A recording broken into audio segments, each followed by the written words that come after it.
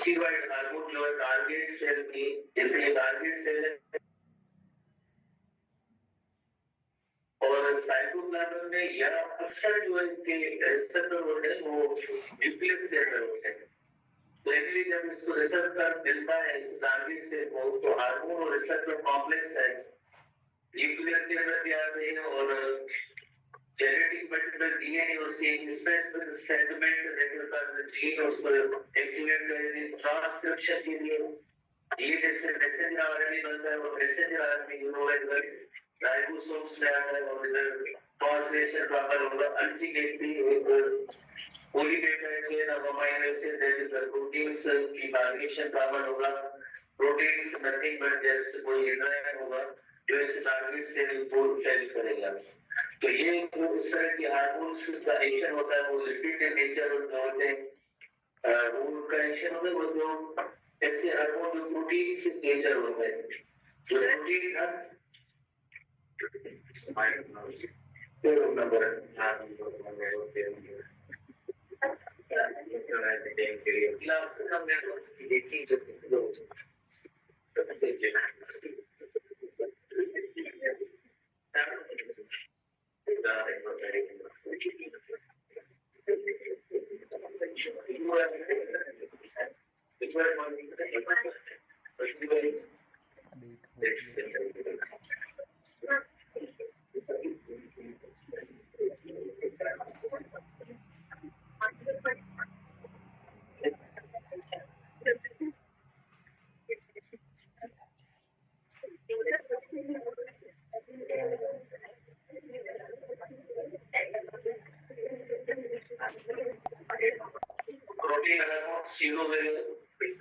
Plasma membrane की phospholipid nature होने की वजह से तो ये इंटर नहीं हो सकता है। तो प्रोटीन हार्मोन इन रिसेप्टर के साथ इसे बाइंड करेगा, जो इसकी कॉम्प्लीमेंट्री स्ट्रक्चर होनी चाहिए तो ही इसके साथ बाइंडिंग होगी, अदरवाइज नहीं।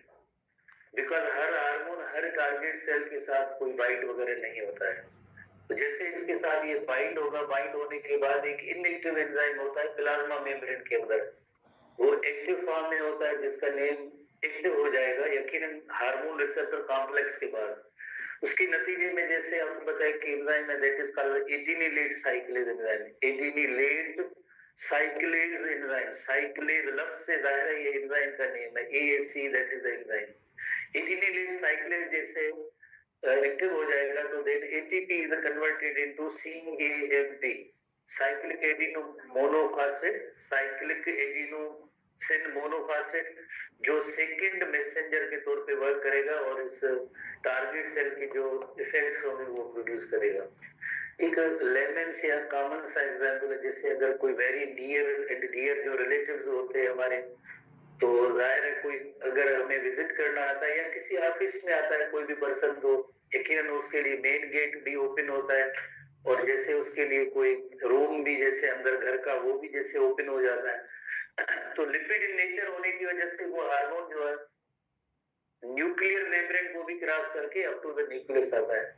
अगर जिस तरह से आप देखें इधर जो फास्फोलिपिड मॉलिक्यूल प्रोटीन का है, तो अब इसकी एंट्री मुश्किल है। जैसे एक ऐसा पर्सन जो अनरिलेटेड पर्सन है, यकीनन थोड़ा इंट्रो ये हो गया है कि इस पर्सन का कोई ना कोई काम जरूर होगा, कोई अंदर जानने वाले भी है, तो जानने वाले हैं तो कैसे पता चलेगा? रिसेप्टर के जरिए। रिसेप्टर इसके साथ जिससे बाइंड करेंगे तो कहेंगे आप इधर रुके, आपका जो काम है वो हम कर लेते हैं। कोई एक बंदा जाएगा, जो भी book pen marker pencil sharpener जो भी देना होता है वो गेट पे जैसे मिल जाएगा उसको, किसके जरिए? Through second messenger. इसकी एंट्री की कोई जरूरत नहीं है। तो इस तरह से जो बहुत ही इंपॉर्टेंट एक जैसे ये टॉपिक है और आपको ये जहन में होना चाहिए। इसमें काफी सारे क्वेश्चंस भी आते हैं, बिकॉज आगे जब हम केमिकल नेचर के बारे में पढ़ेंगे तो यकीनन काफी सारे हार्मोन्स की जो केमिकल नेचर होगी जिसको हम वन बाय वन डिस्कस करेंगे। ये हार्मोन जो फॉर एग्जाम्पल हाइपोथैलेमस के हार्मोन या पिट्यूटरी ग्लैंड के हार्मोन, थायराइड ग्लैंड के हार्मोन, ऐसे ऐसे बढ़ते जाएंगे। हर एक केमिकल नेचर याद करनी है। जब केमिकल नेचर पढ़ेंगे तो साथ में ये भी आपको मालूम होना चाहिए कि आइदर ये हार्मोन सेल के अंदर इंटर, टारगेट सेल के अंदर इंटर होगा या नहीं होगा। आप कहेंगे ऐसे में नहीं है, बिल्कुल नहीं है। मॉडल तो मौजूद है कि लिपिड हार्मोन का क्या मॉडल है और प्रोटीन हार्मोन की एक्शन का मॉडल क्या है, वो तो मौजूद है। तो एनीवे वो किसी भी लिहाज से आपको इन्हें याद करना है। टीएसटी बुक में आते हैं जो मजीद जैसे इसके हवाले से कुछ पॉइंट्स हैं। Chemicals that function as a hormone must exhibit two basic characteristics. Hormone की फीचर्स हैं। कौन कौन सी फीचर्स है? First, they must be sufficient complex to convey the regulatory information to their target cell. जैसे आपको पता है कॉम्प्लेक्स, सफिशिएंटली कॉम्प्लेक्स, यानी ऐसी उनकी नेचर होनी चाहिए जो मैसेज या इंफॉर्मेशन एक जगह से दूसरी जगह तक लेके जाए। ऐसे मॉलिक्यूल होने चाहिए, ऐसे ना हो कि डिग्रेड हो जाए, टूट जाए। जैसे होता है ना पुराने दौर में जंगों के अंदर जो मैसेज या इंफॉर्मेशन जो होती थी, जो लेके जाते थे एक जगह से दूसरी जगह तक, वो मैसेंजर कहें या इन्फॉर्मर कहें, वो उसका स्ट्रॉन्ग होना जरूरी है। ऐसे नहीं कि वो इंफॉर्मेशन लेके भाग जाए, ऐसे नहीं कि किसी दूसरे दुश्मन फौज के हाथ वो अगर लग जाए तो सारी इंफॉर्मेशन उसको दे दे। तो बिल्कुल इसी तरह जो मैसेंजर होते हैं, जो केमिकल मैसेंजर होते हैं, must be sufficiently complex to convey the regulatory information to their target cell। यही तो होता है केमिकल कोऑर्डिनेशन के अंदर, एक ऐसा केमिकल हो जिसके अंदर ये एबिलिटी हो कि वो टारगेट सेल तक जो है स्ट्रक्चर ऐसी हो कि जो टारगेट सेल तक इंफॉर्मेशन जरूर लेके आए। Second, hormone must be adequately stable to resist destruction prior to reaching the target cell. जाहिर है डिस्ट्रॉय भी ना हो, बिकॉज जैसे हार्मोन है तो उसमें कई उसको डिस्ट्रॉय करने के केमिकल्स, एंजाइम्स हो सकते हैं, उसको डिस्टर्ब करने, या वो केमिकल दूसरे किसी मॉलिक्यूल के साथ इंटरेक्ट भी कर सकता है, फिर इंटरेक्ट करेगा तो मैसेज या इंफॉर्मेशन टारगेट सेल तक नहीं जाएगी। बिकॉज केमिकल्स एक दूसरे के साथ इंटरेक्शन भी कर सकते हैं, कोई रिएक्शन भी कर सकते हैं, फिर जो उसका जो पर्पस है वो फेल हो जाएगा। जो इंफॉर्मेशन एक जगह की दूसरी जगह तक देनी होती है वो इंफॉर्मेशन नहीं पहुंच पाएगी। इस वजह से किसी भी हार्मोन के जैसे ये दो फीचर्स जरूरी होती है कि वो डिस्ट्रॉय भी ना हो, इतनी उसकी स्ट्रक्चर कॉम्प्लेक्स हो कि वो मैसेज इंफॉर्मेशन एक सेल से दूसरे सेल तक दे सके। जैसे इसके अंदर कोई एक बिग क्वेश्चन वगैरह टेस्ट पॉइंट ऑफ व्यू से नहीं है, थोड़ी सी समझने की बात है। उसके बाद जैसे हमने कल भी पढ़ा था कि जैसे 3 मेन कैटेगरीज जो है, एक पेप्टाइड और protein hormone, amino acid derivative hormone, जिसे अमाइन कहते हैं। ये तीनों जैसे कहेंगे हम कि प्रोटीनियस कैटेगरी में आते हैं, और दूसरी जो मेन कैटेगरी होती है स्टीरॉइड हार्मोन की होती है। अलग अलग हेडिंग दी गई है एसटीपी बुक के हवाले से। सबसे पहले हम पेप्टाइड हार्मोन की तरफ आते हैं कि पेप्टाइड हार्मोन कौन कौन से या उनकी नेचर क्या होती है। Peptide hormone composed of chain of amino acids arising from few to over hundreds of amino acids। Book में कोई क्लियर पॉइंट नहीं है, अप टू 200 अमीनो एसिड जो होते हैं वो पेप्टाइड हार्मोन की कैटेगरी में होते हैं। उसके बाद जैसे ये overall short chain of amino acid है, वो 200 अमीनो एसिड की कैटेगरी में है, जिन्हें हम कहेंगे पेप्टाइड कहेंगे। मोर देन 200 होंगे, मोर देन 200 अमीनो एसिड वाली चेन होगी तो वो होगी long chain of amino acid, जिन्हें हम प्रोटीन और पॉलीपेप्टाइड हार्मोन कहेंगे। Hormones called as protein hormones, जिसमें जैसे ग्रोथ हार्मोन है, इंसुलिन वगैरह, मोर देन 200 अमीनो एसिड जिनमें होते हैं तो वो प्रोटीन हार्मोन्स की कैटेगरी। और जस्ट जो पेप्टाइड होते हैं वो मैक्सिमम 200 अमीनो एसिड की कैटेगरी वाले होते हैं, उन्हें हम कहते हैं peptide short chain of amino acid that are peptide. और मोर देन जैसे 200 होंगे तो वो पॉलीपेप्टाइड या प्रोटीन हार्मोन्स होंगे। ठीक है, तो इसी तरह से जस्ट कोई फिगर याद नहीं करनी, क्योंकि बुक में कोई ऐसी फिगर नहीं है तो अब नहीं याद करेंगे। उसके बाद ये जो कैटेगरी है ये बिल्कुल जैसे इम्पोर्टेंट है अमीनो एसिड्स की। Hormones are manufactured by enzymatic action of, अच्छा तीसरी कैटेगरी का, अच्छा ठीक है यही है amino acid derivative. Amino acid derivative hormones, जैसे अमाइन भी कहते हैं, मॉडिफाइड अमीनो एसिड या सिंपली अमाइन भी कहते हैं, जो जस्ट एक सिंगल अमीनो एसिड के बने होते हैं, जिन्हें हम कहते हैं अमाइन कहते हैं। This group of biogenic amines discussed in previous chapter, कहा कि नर्वस कोऑर्डिनेशन में कौन कौन से थे, एपिनेफ्राइन, नॉरएपिनेफ्राइन, सेरोटोनिन, डोपामिन, ये सब बायोजेनिक अमाइन्स है। हमने उधर भी जैसे डिस्कस किया था कि आगे हम जैसे केमिकल कोऑर्डिनेशन में इनको डिस्कस करेंगे। तो ये बायोजेनिक अमाइन्स है, मॉडिफाइड अमाइनो एसिड हमारे बुक के अंदर भी आगे टॉपिक मौजूद है। टायरोसिन और ट्रिप्टोफैन अमाइनो एसिड होते हैं, उनकी मॉडिफिकेशन होती है, वहां से ये बायोजेनिक अमाइन्स बनते हैं। They include hormone secreted by the adrenal medulla. Adrenal medulla के अंदर एपिनेफ्राइन और नॉरएपिनेफ्राइन होते हैं। नॉरएपिनेफ्राइन और एपिनेफ्राइन होते हैं, एड्रीनल मेडुला से प्रोड्यूस होते हैं।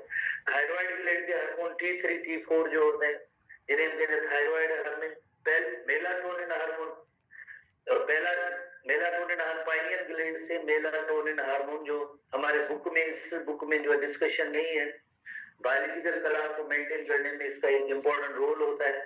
तो ये melatonin hormone, T3 T4 hormone, epinephrine, नॉरएपिनेफ्राइन, ये सब जो है सिंगल मॉडिफाइड अमाइनो एसिड से बनते हैं। आगे नेक्स्ट में ये सब चीजें मौजूद है। तो नेक्स्ट हम पॉइंट पे आते हैं, दैट इज, अब देखिए सबसे पहले आप ये ध्यान में रखें कि कौन कौन से अमाइनो एसिड है। अमाइनो एसिड एक होगा टायरोसिन अमाइनो एसिड होगा। टायरोसिन में एपिनेफ्राइन और नॉरएपिनेफ्राइन बनेंगे। Tyrosine amino acid modified amino acid, इसमें एपिनेफ्राइन और नॉरएपिनेफ्राइन। ट्रिप्टोफैन जो होगा उसमें जो है ये मेलाटोनिन में, ट्रिप्टोफैन से मेलाटोनिन हार्मोन प्रोड्यूस होगा। पहले सबसे पहले ये दो चीजें ध्यान में रखें। पर एक ऐसी कैटेगरी है कि secreted by adrenal medulla are derived from tyrosine amino acid known as कैटीकोलामाइन्स। ये केमिस्ट्री के हवाले से जैसे हम एक टर्म सीखेंगे कैटीकोल, जैसे ये एक शायद आपने ऑर्गेनिक केमिस्ट्री में पढ़ा होगा, डाई हाइड्रिक फिनोल है, OH ग्रुप 2 है ये कैटीकोल। कैटीकोल अमाइन, अमाइन का मतलब क्या है, मॉडिफाइड अमाइनो एसिड, ठीक है। ये फंक्शनल ग्रुप जैसे उसमें डाई हाइड्रिक फिनोल होगा तो पढ़ा है, नहीं पढ़ा है तो यकीनन वो कैटीकोल होगा। और प्लस में मॉडिफाइड अमाइनो एसिड तो क्या है, जैसे यकीनन जो ये डोपामिन है, ये फार्मूला वगैरह की जरूरत नहीं है। और इसी तरह से एड्रेनलिन और नॉरएड्रेनलिन है, तो ये सारे जो है यकीनन जो है इसके अंदर एक फंक्शनल ग्रुप इस कैटीकोल होने की वजह से इसे कहते हैं कैटीकोल अमाइन्स, ठीक है। उसमें डोपामिन, नॉरएड्रेनलिन और एड्रेनलिन या एपिनेफ्राइन या नॉरएपिनेफ्राइन सेम बात है, वो कैटीकोल जैसे ड्राइव्ड फ्रॉम टायरोसिन, मेन जो इसमें अमाइनो एसिड टायरोसिन है, पर उसके अंदर आपको पता है कैटीकोल जो है फिनोल ग्रुप जो अटैच होता है, amine refers two amino acid, तो दे इंक्लूड उसके अंदर एपिनेफ्राइन और नॉरएपिनेफ्राइन है, ठीक है। जैसे केमिस्ट्री में भी आपने पढ़ा होगा, बस एक टायरोसिन अमाइनो एसिड लाइन रखना है। इसी तरह से आप देखें एक और टायरोसिन हार्मोन की जो उसमें से जो ओरिजिन होती है हार्मोन की, वो थायराइड हार्मोन की है। थायराइड हार्मोन को आप किस कैटेगरी में रखेंगे, अमाइन, प्रोटीन किस या लिपिड अमाइन में रखेंगे। नेक्स्ट पेज उसमें आप थोड़ा सा एक कैटेगरी में देखें, हाइड्रोफोबिक और हाइड्रोफिलिक है, तो उसमें किस में रखेंगे, देखो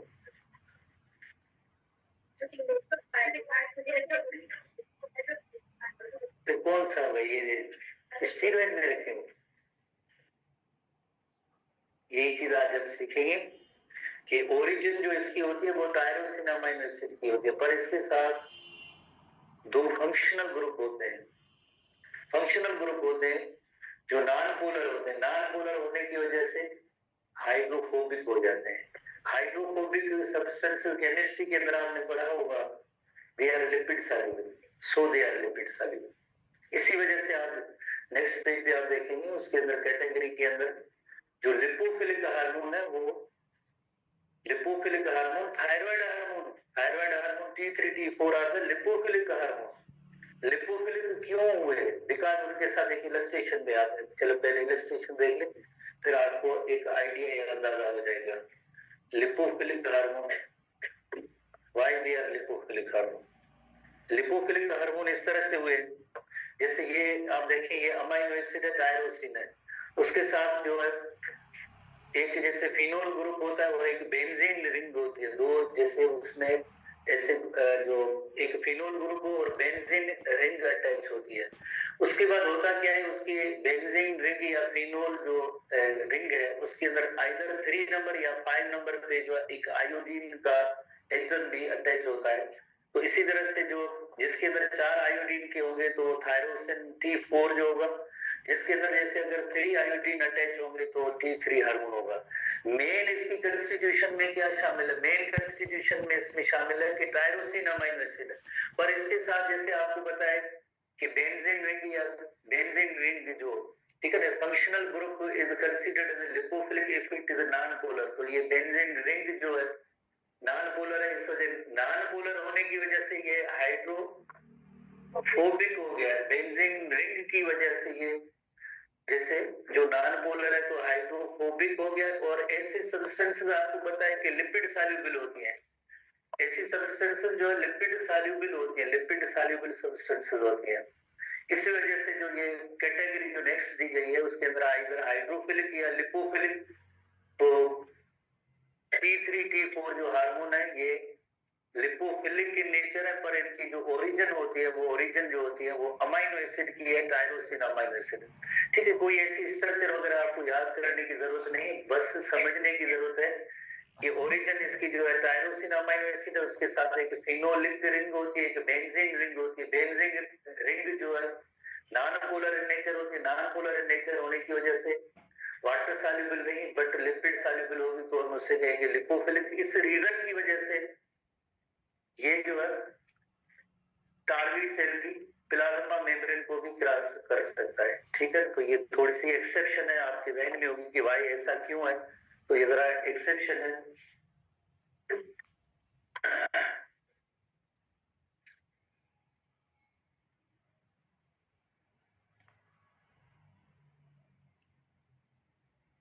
अच्छा, तो उसके बाद जो स्टीरॉयड हार्मोन की सेक्शन की तरफ आते हैं। स्टीरॉयड हार्मोन, स्टीरॉयड हार्मोन यकीनन आपको पता है कि कोलेस्ट्रॉल से ही जो है स्टीरॉयड हार्मोन बनते हैं, जिसके अंदर ये सेक्स हार्मोन है testosterone, oestrogen, progesterone, aldosterone. Aldosterone hormone is produced by adrenal cortex, adrenal cortex and cortisol.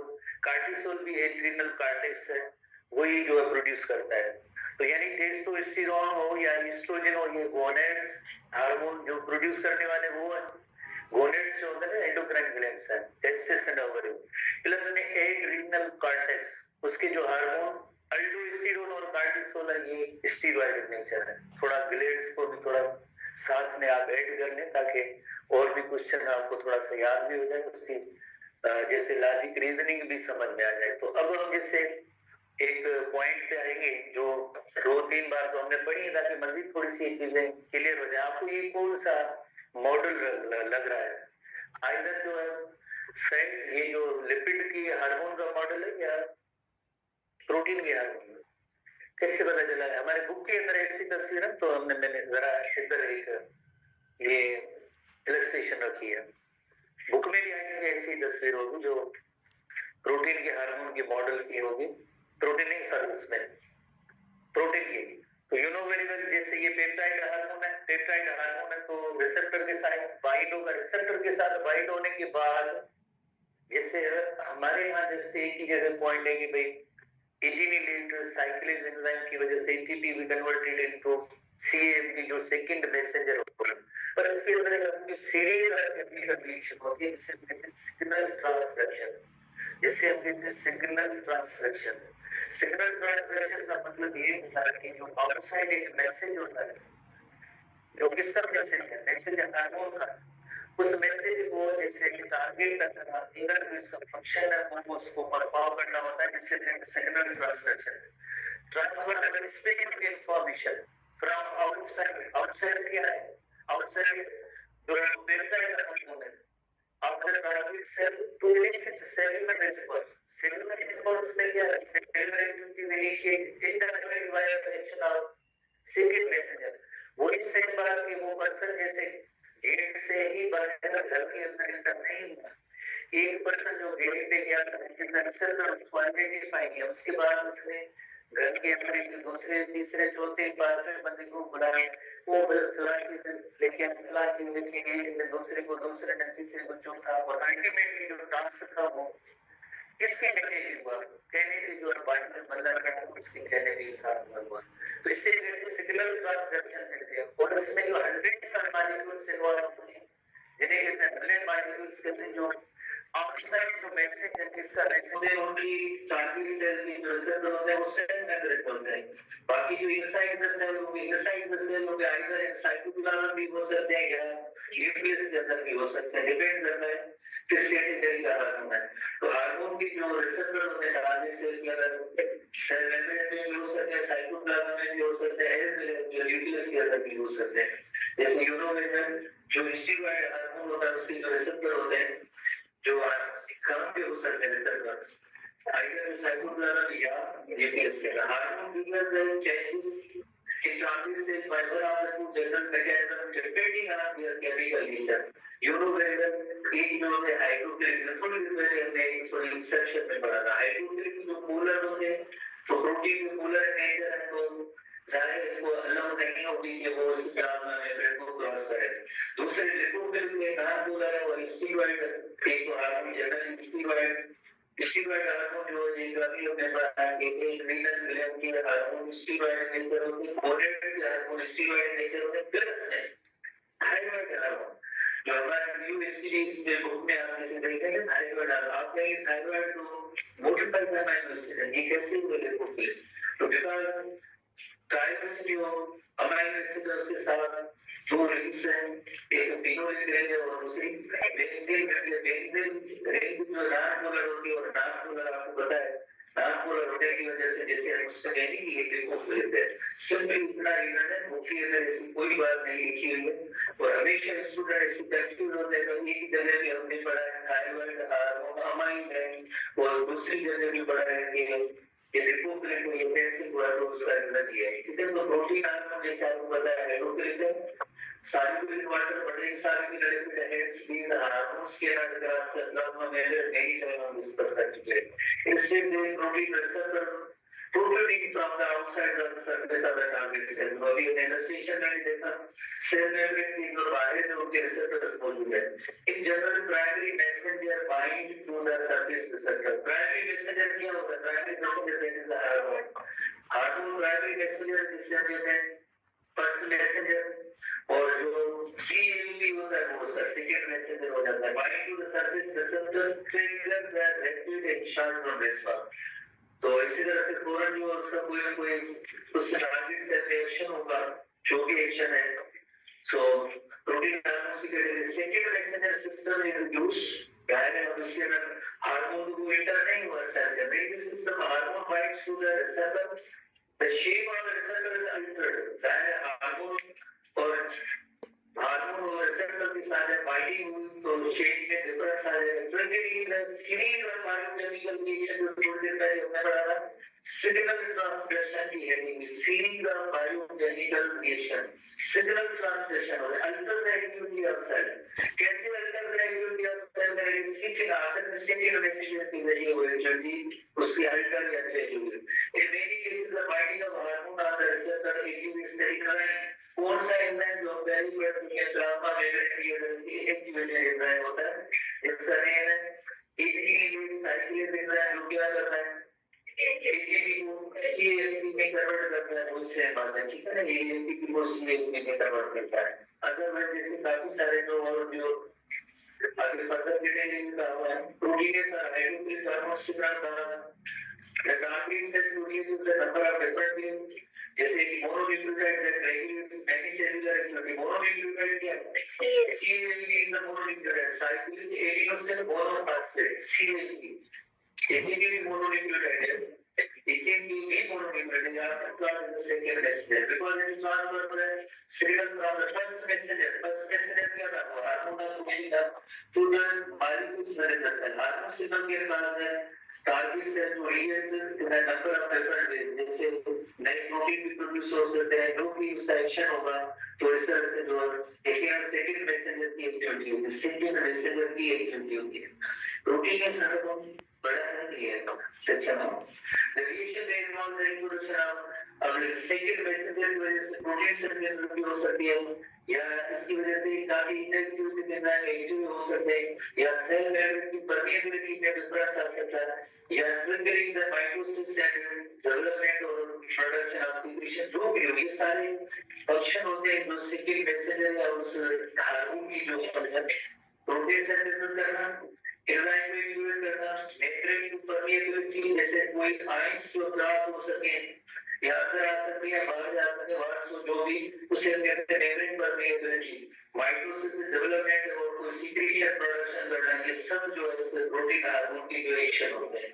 अब फिर जब थोड़ा लिपोफिलिक हार्मोन की तरफ आते हैं, स्टीरॉयड हार्मोन, लिपोफिलिक जो बैठेगा ये lipophilic steroid hormones arrange thyroid hormone से T3 हार्मोन है, थायराइड हार्मोन स्टीरॉयड हार्मोन से बोरेट और technical Curtis hormone steroid hormone है, इनको पहले तो लिखे थे लिपोफिलिक, हालांकि thyroid hormone T3 T4 इकामाइन acid की बने होते बोडी फाइबर्स है, पर ये क्या है लिपिड सॉल्युबल होने की वजह से ये कहते हैं लिपोफिलिक होता है। It are therefore able to diffuse into the cell membrane and binds to receptor और thyroid alternatively genes से जरिए कोई नई प्रोडक्ट वगैरह बनाएंगे तो इस तरह से जो स्टीरॉयड हार्मोन या लिपोफिलिक हार्मोन का एक्शन होता है, स्टीरॉयड हार्मोन या लिपोफिलिक हार्मोन का एक्शन इस तरह से होता है।